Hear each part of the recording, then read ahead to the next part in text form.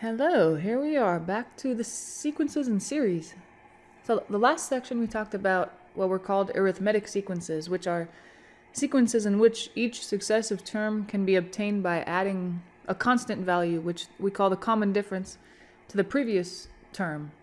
This section, like I kind of described at the end of the last video, it's really similar, but geometric sequences, which is what we'll talk about in this section, they have the quality that every term is obtained by multiplying the previous term by a constant instead of adding, but a really similar idea. So here, let's see, at the bottom here we have an example, or not an example, sorry, a kind of a formal definition of what a geometric sequence is. So okay, here we go. We have it described. A geometric sequence has a common ratio. So that's what we call it in this type. So it's kind of like the common difference, common ratio. It's like the common difference, but the common difference was the number that's being added to each term to get the next successive term. This one, the common ratio, is what we're multiplying by to get each successive term. That's the only difference. And then the formula, so this one actually is a lot simpler than the previous one. I think in the previous section it was an, okay, the general term, it was the first term plus n minus 1 times the common difference. This one's a little simpler. Everything's being multiplied.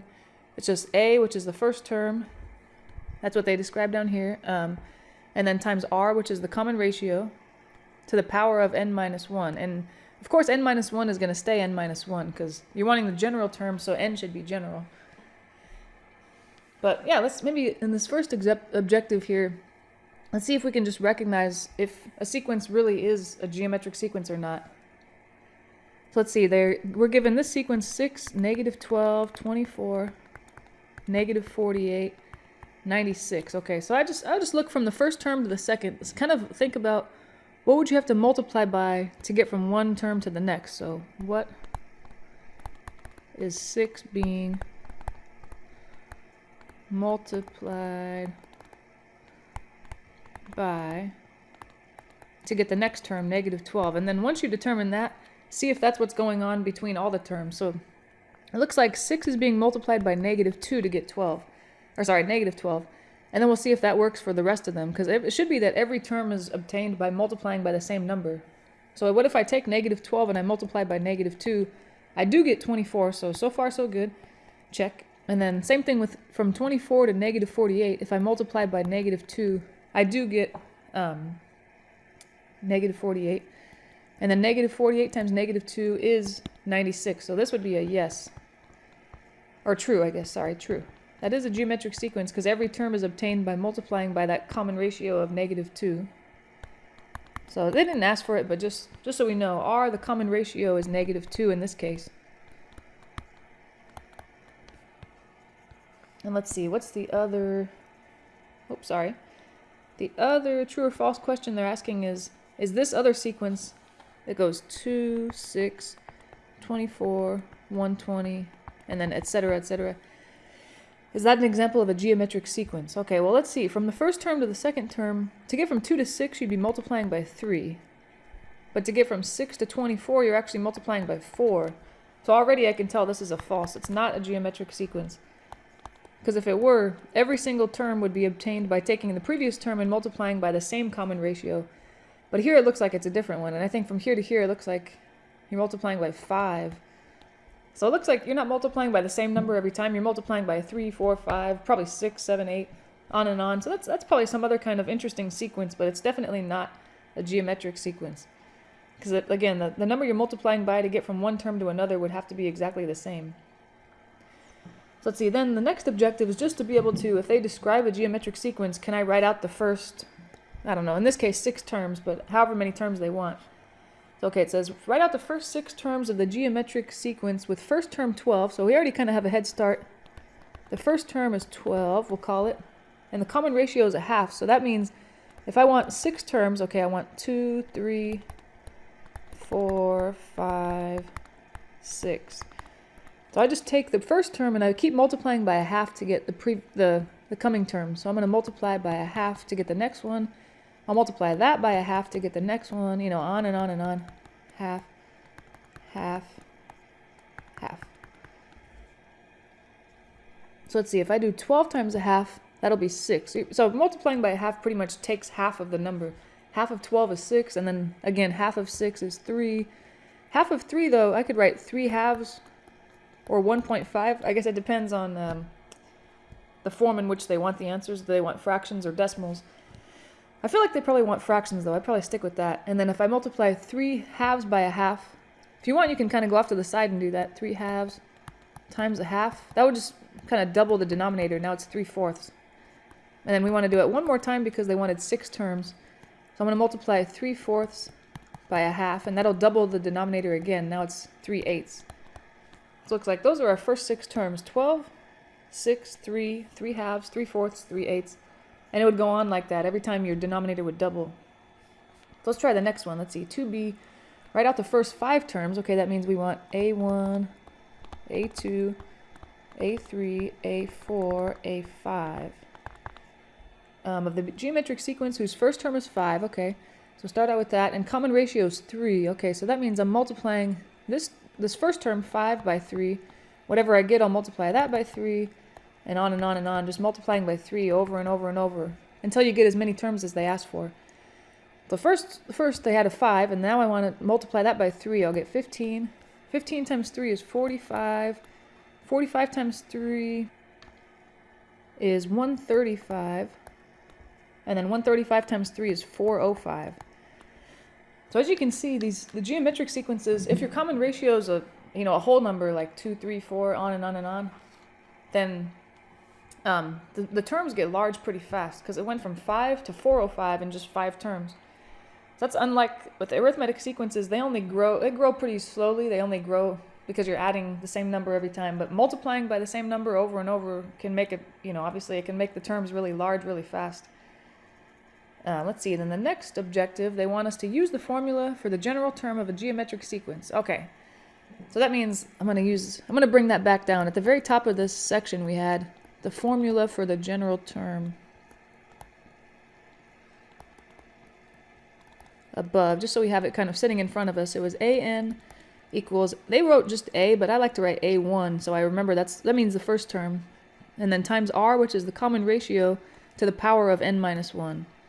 So we'll use that to figure out what they want here. They want us to find the 20th term. So that's a pretty far out term. It'd probably be worth finding the general term and then finding the 20th. Find the 20th term of the geometric sequence whose first term is 5 and whose common ratio is -3. Okay, that means first term is 5. That means a1 is 5. And then common ratio, that's r. Sounds like that's -3. So I think we can find our general term by just filling those into the formula. Let's see here. Okay, I'm going to fill those in. An is going to be a1, which they said was 5, times r, that's -3, to the power of n minus 1. So we have our general term, but now they want the 20th term, it sounds like. But like we saw in the previous section, all I'd have to do is substitute a 20 in for n. Let n equal 20. So it'd be a sub 20 equals the 5, and then times -3 to the power of now 20 minus 1. So just replacing that n with 20. And then I'll definitely be using a calculator. You don't need to do this in your head, or don't write it out. That'd be a lot of work. So then I'm going to simplify the exponent first, though. That's 20 minus 1 is 19.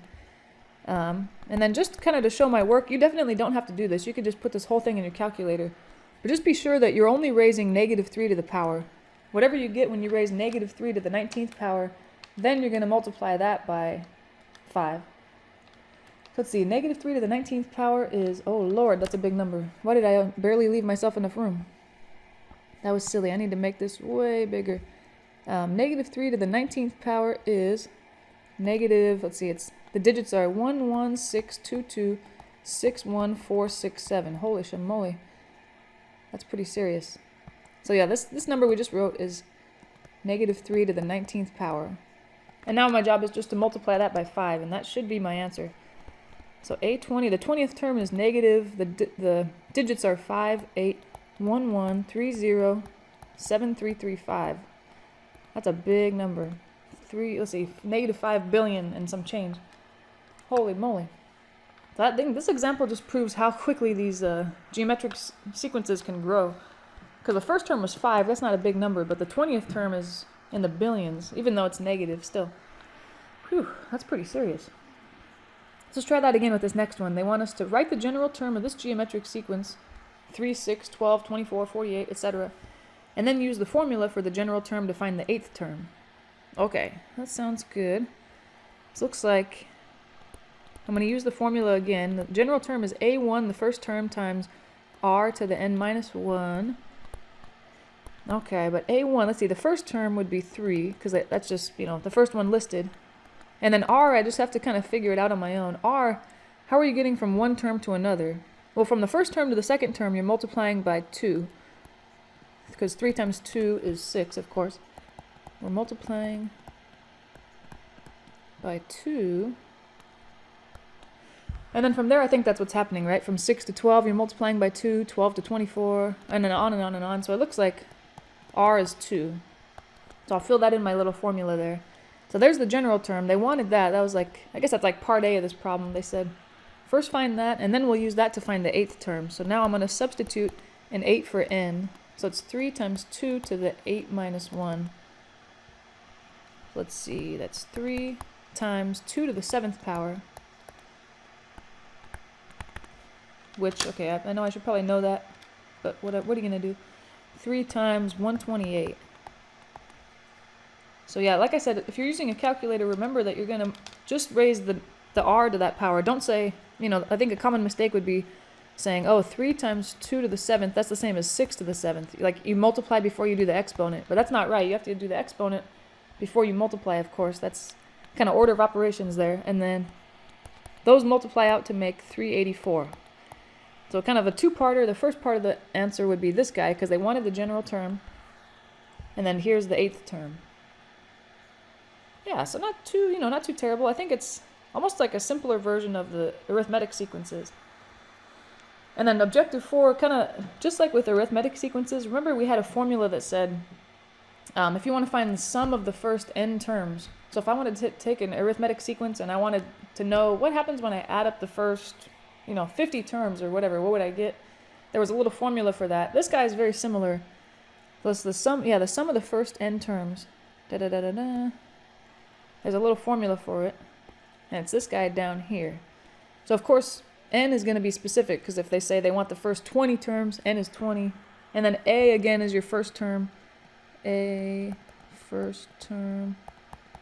Same kind of thing, and then r is the common ratio still.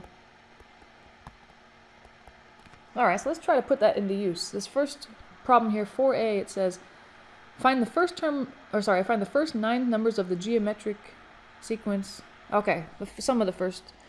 So that means, if you want, you don't have to write it like this, but I can write it as a sum. I'm going to try to find the sum of the first 9 terms. That means I want to go from 1 to 9, and then of this sequence here, a1 times r to the n minus 1. Okay. But the sum, this is what you would call S9. And then, if I'm using the notation that they use up here, let's see, where is it? Here. The S with the subscript means the sum of the first n terms. But in this case, they want the first 9 terms. So this is really what they're wanting us to find if we want to kind of tie it back to summation notation. But if I just want to, plow through it and use the formula above, S9 would be the first term, a1 times r to the n, but n is 9, minus 1 over r minus 1. So all we did, right there, was just take the formula that was given up there for the sum of the first n terms and fill in n equals 9.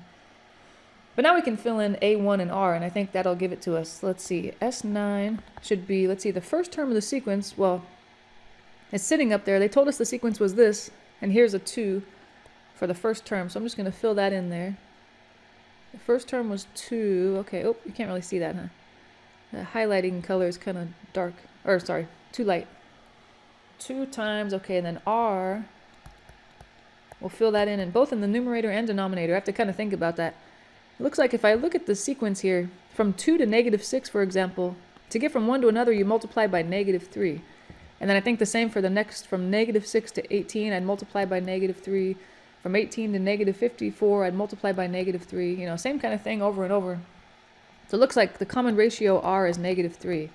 I'm going to fill that in for r in both the numerator and denominator of this formula. All right, now my job is just to be really careful and simplify this to just one number. This is 2 times, okay, let me see. What's negative 3 to the 9th power? That's going to be a big boy. Ooh, negative 19,683. But then I'm subtracting 1 from the formula over, and then negative 3 minus 1, you can just go ahead and subtract those. That's negative 4.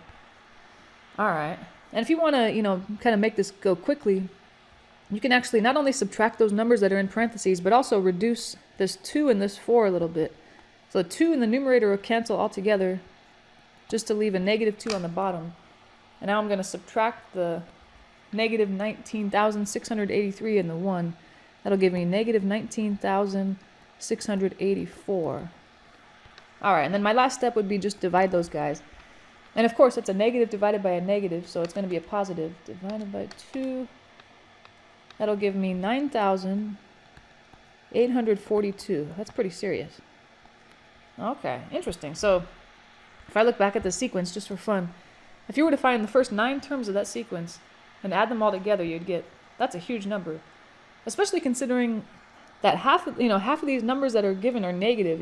Notice the first term's positive 2, but the second one's negative 6, and then the third one's positive, the fourth one's negative. So you would think when you add these together, a lot of the negatives and the positives would kind of cancel each other out. So I would think that these wouldn't add up to a very big number, but they do add up to a big number. I think what happens is the very last term that we found, or we didn't find it, but the very last term of the 9 is probably a huge positive number. And that guy kind of took over. So when you combine the 9th term, which is probably a huge positive number, with all the other guys that were, some negative, some positive, this guy, he definitely drove it to be a really big positive number.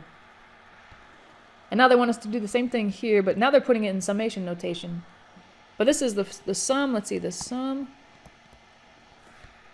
of the first 8 terms of the sequence.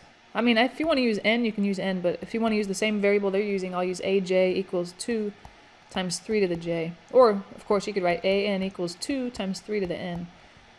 So they're just kind of presenting it in a different way, but still we're going to be using the same formula, the one that was given in this objective. Sn equals, what was it, a1 times r to the n minus 1 over r minus 1.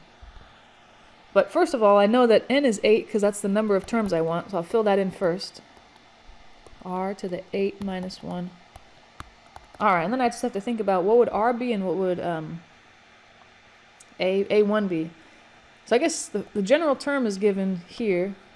I can find the first term by substituting a 1 in. It's 2 times 3 to the 1 power, which would just be 3 times 2 or 6. So we got the first term down. But the common ratio, that's a little tougher. So what I could do is think about what the second term would be. So I'll plug a 2 into the general term. 2 times 3 to the second power now. That's 2 times 9, because 3 to the second power is 9. 2 times 9 would be 18. So I can just, if I want, I can just look at the first term. Okay, this is the first guy, a1. This is the second guy. What happened from one term to another? What did you multiply by to get from 6 to 18? It would be a 3, right? Yeah, to get from 6 to 18, I multiplied by 3. So that means the common ratio must be 3. But you know what? Just because we haven't seen this yet, just to give you a shortcut, if you're ever given the general term of a geometric sequence like this, the number that's being raised to the power will always be your r. So I didn't want to give that away yet. Just, we kind of explored it and we found that out. So the base of the exponent, or I should say the exponential part of the general term is r. That'll always be the case. So if if you're given the general term, there's no need to go find r like we did. Now we know it's the base. Okay, but all that to say, I'm going to fill those into the general term. So we got s sub 8 is a1. We already discussed that a1 was what? 6. That was the first term times, and then r was 3 to the 8th power minus 1 over r, which again is 3 minus 1. Okay, so we have 6 times, let me see, I have to use a calculator here. 3 to the 8th power is 6,561 but then we're subtracting 1 because that's part of the formula, over, and then 3 minus 1, you can just subtract those and get 2. And then I think kind of like in the previous one, I'm going to try to simplify this in 2 ways at the same time. I'm going to reduce this guy. 2 goes into 6 3 times, so there's just a 3 in the front. And then I'll also subtract these two numbers. The 6,561 minus 1 would just be 6,560. And then the very last step would be multiply those two guys. So I got that times 3 would be 19,680. Man, so these definitely get really big really fast, because what were you asked to find? The sum of the first 8 terms. So if you were to take that general term and find the first 8 terms, we found the first 2. It was 6 and 18. Those don't seem like big numbers, but I guess these, like we said, these arithmetic sequences grow so quickly that by the time you got to the 8th term, I bet it was a huge number. So that when you added the first 8 terms together, you got this huge value. Oh, that's pretty crazy.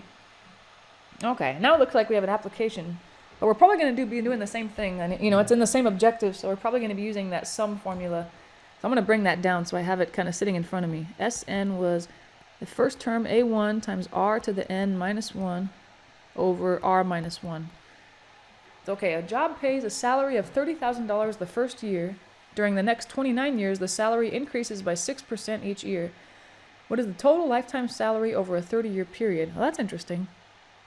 So it looks like, I think the terms of your sequence are how much you're getting paid each year, so you're kind of thinking, okay, the first term is going to be 30,000, okay, because that's how much you're getting paid the first year.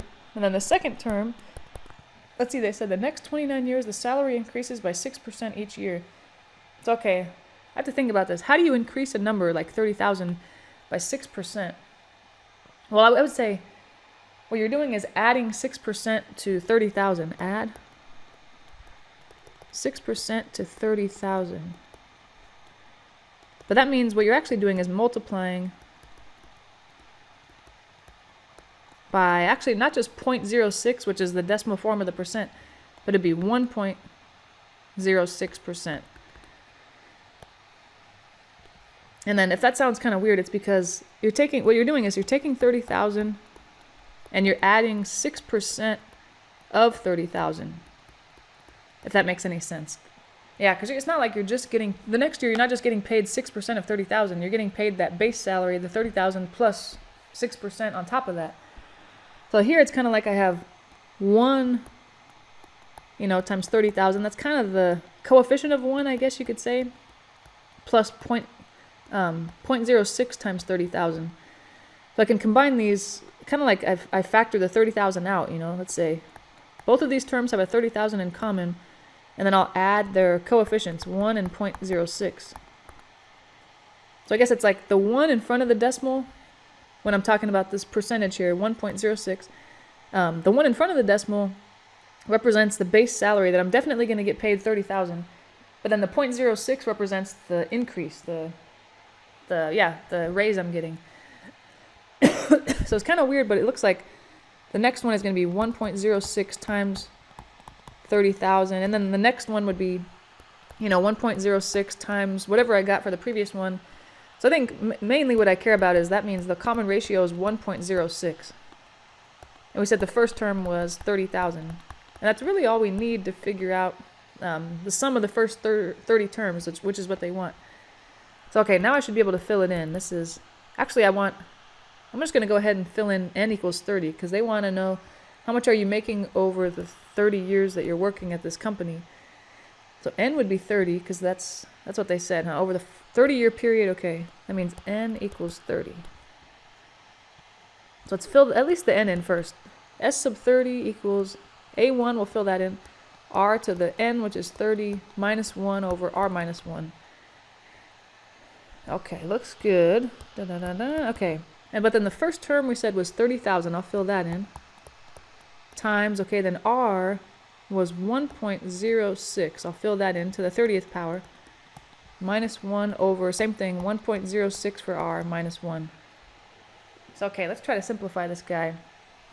That would be 30,000, okay, times, let me see on my calculator, this is not going to be that pretty, I don't think. 1.06 to the power of 30 is, ooh, not pretty, 5.0 .7434911173. But then I'm subtracting 1. I almost forgot about that little 1 there. Over. And then 1.06 minus 1 would just be 0.06.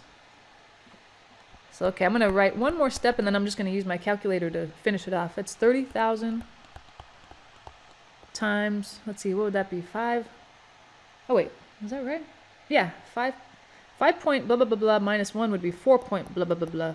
So 4.7434911173 all over 0.06. Okay. And I'll be all done if I just simplify that. And this is probably an approximation, huh? I think 1.06 to the 30th power is a decimal that goes on forever. But oh well, let's see. Let me see. I had minus multiplied by 30,000 and then divide by 0.06.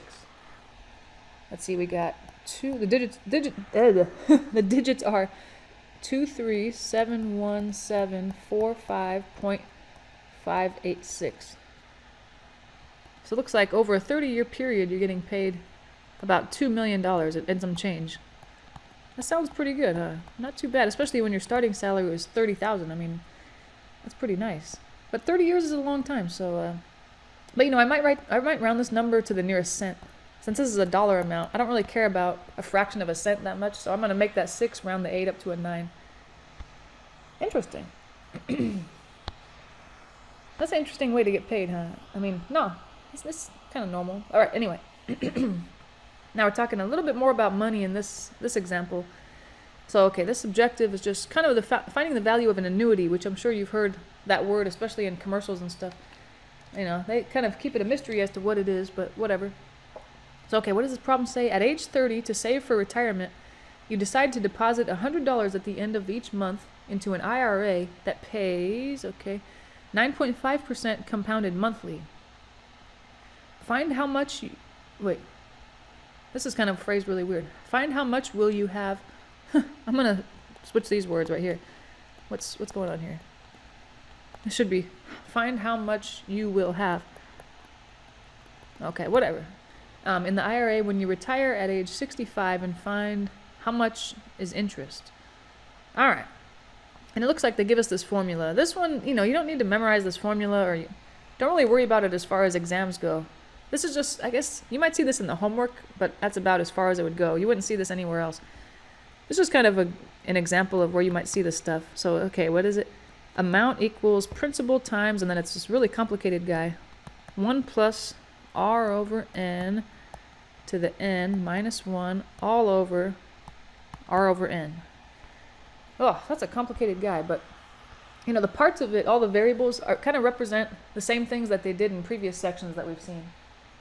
So principal should be p. So it looks like the amount that you're depositing is 100. That should be the principal.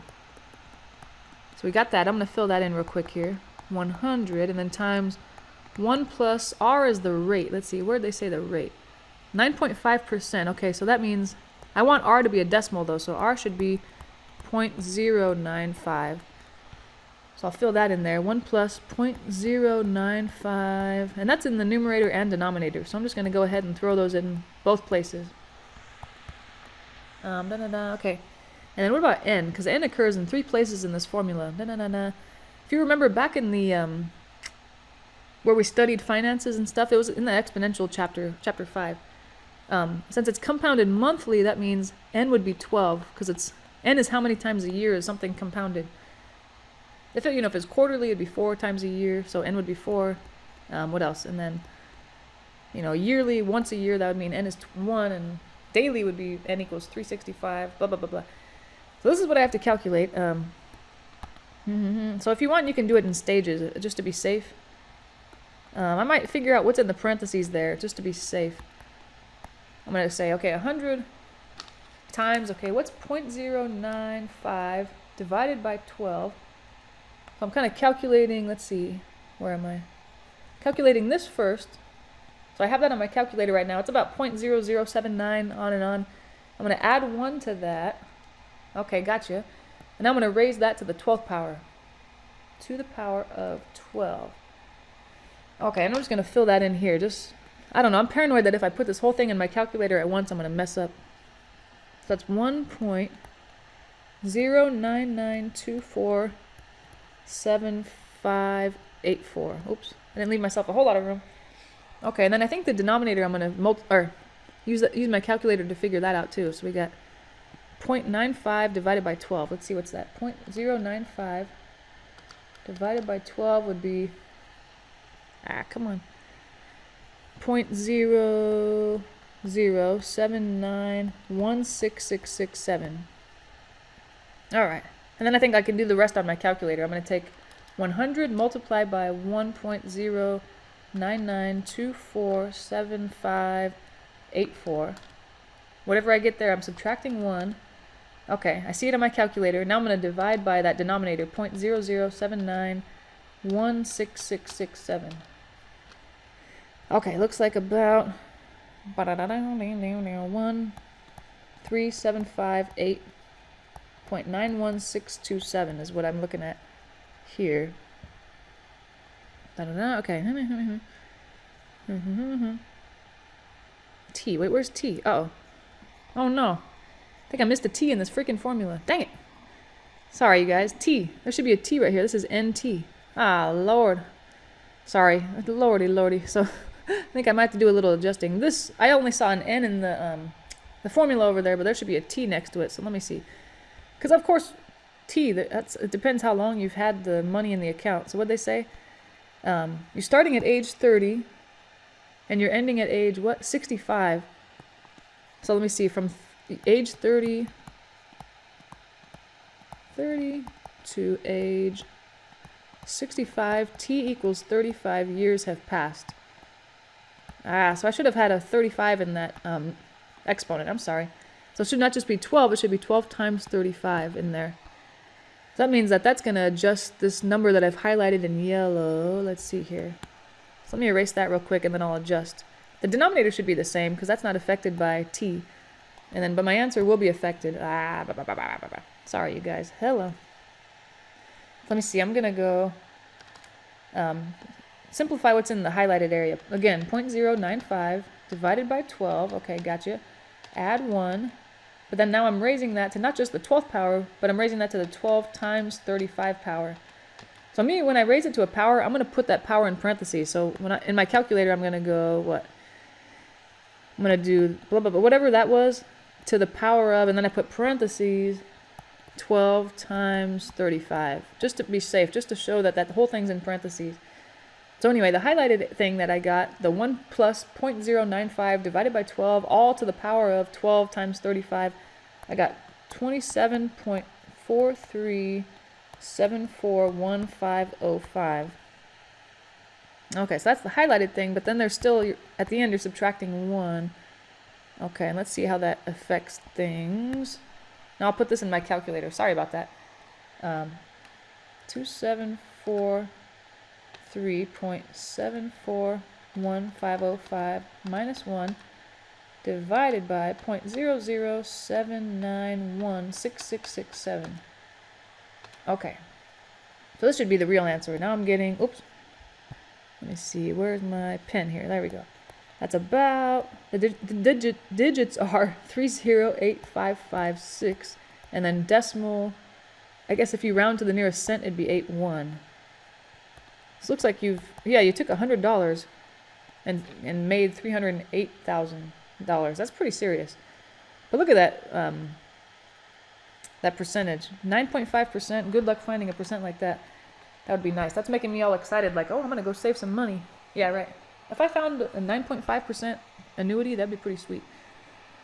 Anyway, so like I said, that formula is just kind of an interesting application of geometric sequences, but you might see it on the homework, but you wouldn't see it on any quizzes or exams, for sure not any exams, so don't really worry about that formula too much. I'll just say, keep your notes handy when you're doing the homework, and then you can just look up the formula if need be. All right, the very last objective here, I believe, right? Yeah. This is what's interesting about actually geometric sequences, because geometric sequences, this is crazy, but you can add up all infinitely many terms of a geometric sequence. Because, conceivably, I can keep thinking of the terms of a sequence forever and ever. Especially geometric, because all you're doing is taking the previous term and multiplying by a certain value to get the next one. So, You know, I can go on forever and ever and ever. So that's the idea here. I'm adding up all infinitely many terms of a geometric sequence. That's amazing. But the sad thing is, I mean, as you would think, what if I add up infinitely many numbers? What am I going to get? I would think infinity. You know, if you take infinitely many numbers, you add them up to infinity, that would make sense. But that's true for most times. If r is less than 1, or sorry, greater than 1, greater than or equal to. If r is greater than or equal to 1, the answer is infinity. It's going to add up to an infinite number. But if r is less than 1, the answer comes from the formula that I highlighted in purple or pink or whatever that is blah. So it's crazy, but yeah, if your common ratio is smaller than 1, so that means it's like a fraction or a decimal, that would mean that when you take the first term and you multiply it by the common ratio, your terms are actually getting smaller and smaller because you're multiplying by a fraction or a decimal. So yeah, like I guess the idea is your terms are getting smaller and smaller and smaller, so they might not add up to infinity. They might, you know, only get to a certain value. But it's very counterintuitive because there are infinitely many of them.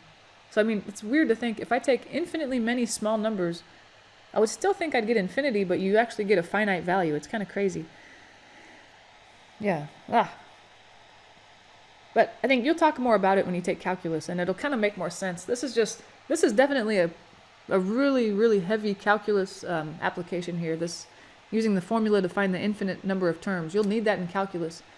But right now, you know, it might not make much sense and you don't believe it, but it'll make more sense, I think, in calculus. And if it doesn't, ask your teacher to clarify and prove it to you, you know, prove to me that this is true. But anyway, this is the formula. It's kind of weird because it's very simple. This is the formula. If you want to add all the infinite terms, all you have to do is take a1, which is the first term, and divide by 1 minus the common ratio, and that's it. It's way too simple, and I almost don't believe it, you know what I mean? Weird. Okay. But like it says, this is the key here, that you can only use this formula when the common ratio is between 0 and 1. And, I mean, it's kind of unspoken, but it's hard to remember. This must be a geometric series, or must be a geometric sequence as well. Must be a geometric sequence. Because I think I remember teaching calculus, and then a student, I asked, what is this infinite series add up to? And they used this formula, but it wasn't a geometric sequence. This formula only works for geometric sequences, and it has to be that the common ratio is between 0 and 1. So it's very specific, but let's see, we'll try to use that here. Let's see, this example says, find the sum of the infinite geometric series, this guy. So let me see, I'm going to try to find the common ratio. What's going on here? Ratio. You know, how am I getting from one term to another? Well, it's kind of hard to tell between 3 and 2. Like 3 times what is 2? I don't know, that's kind of tough. But I think between 4/3 and 8/3, between 4/3 and 8/9, you can kind of tell, like, okay, in the numerator, what's going on? I'm going from a 4 to an 8. That means I must be multiplying by 2 to get there, right? And then in the denominator, I'm multiplying by what to get from 3 to 9? It looks like a 3. So it looks like the common ratio is 2/3. And if you think about it, from the first term to the second, let's say I take the first term, a1 is 3, and I multiply by r, that would be a 2, you know? 3 times 2/3, the 3's would cancel to leave the 2, which is the second term of your sequence, so that kind of makes sense. The r is 2/3, and that means that r, which is 2/3, is between 0 and 1 like we want. That means I can use this formula to find the infinite number of terms. So s, I just have to fill it in this formula. a1, the first term, over 1 minus r. This just seems way too simple, and I don't believe it, you know what I mean? The first term was 3, right? Yeah, 3, so it's 3 over 1 minus r was 2/3. So okay, let's simplify this. 3 over 1 minus 2/3 is 1/3. You know, because you can think of 1 as 3/3. 3/3 minus 2/3 would be 1/3. So you got 3 divided by 1/3. Let me write that out just kind of this way, so I can flip and multiply. 3 divided by 1/3 is the same as 3 times the reciprocal, which is 3 over 1. And that'll give me 9. So it's really weird, but if you take all the infinite terms of this sequence If I find all of them for infinity, 3, 2, 4/3, 8/9, on and on and on, I keep multiplying by 2/3 infinite number of times, and I add all the infinite number of terms together, all you're going to get is 9 in the end. That's kind of crazy, right? But yeah, you'll see it in calculus again, and they'll prove it to you. Hopefully they will. If they don't, you should ask them to. Crazy. Yeah, let's try that on this other one here. Express 0.9 with a bar over it as a fraction in lowest terms. Okay, so this is actually way more complicated because it doesn't look like a series or a sequence. But if you remember, when you see a decimal like that with a bar over it, that means that value is being repeated over and over forever. So it's 0.9999, on and on and on. Which, I guess if you're wanting to write it as a sum, because that's what we're trying to be, we're trying to use that formula here, but that means that we want to write this as an infinite sum. Write as an infinite sum. And you'll definitely see this again in calculus, so it'll be, yeah, this is useful. This is 0.9 plus 0.09 plus 0.009 plus, on and on and on. You're just adding a 0 every time. That's the way you could write this as an infinite sum. So that means, imagine this was the problem I was given, They were saying, find this sum that goes on forever. So it's kind of presented in the way that it was in the previous one, where you notice they said, here, I'm taking these numbers, 3, 2, 4/3, 8/9, on and on and on. I'm just adding them all together. What if I take those and add them together? This is kind of how it was presented, but I just had to get there on my own. Okay, now that I have it like this, I can figure out what I need. So I'm going to try to use the formula S equals A1, which is the first term, over 1 minus R, the common ratio. So the first term would be 0.9, it looks like. Okay, 0.9. And then over 1 minus, okay, R. What are you multiplying by to get from one term to the next? Like from here. 0.9 times what is 0.09? Well, I think R is going to be 0.1. Oops. R equals 0.1. Because 0.9 times 0.1 would be 0.09. 0.09 times 0.1 would be 0.009, and then 0.009 times 0.1 would be, on and on and on. So it looks like R is 0.1. Just, eyeballing it. And now if I simplify this would tell me what all these infinite terms add up to, which means that I'll be able to figure out, where am I? Uh-oh, how'd that happen? Here we go. I'm going to find, what it is I'm going to find a fraction representation of this guy, which is crazy. Okay, so what is this? 0.9 divided by, let's see, 1 minus 0.1 would be 0.9. So this is kind of crazy, but 0.9 divided by 0.9 is a 1. So it's amazing, but this means if I take the number 0.9999, the number where the 9 goes on forever, or in other words, you write it as 0.9 with a bar over it, that's exactly the same as 1. Man, that's pretty interesting, huh? So I think you'll see that again in calculus, but right now it's just kind of a mind-blowing thing, and if you don't believe it, then I think you're normal. But if you don't care whether you believe it or not, because it's not that interesting to you, well, you're pretty normal too. But okay, after this, we'll move on to new topics in section 8.5, 8.6, 8.7.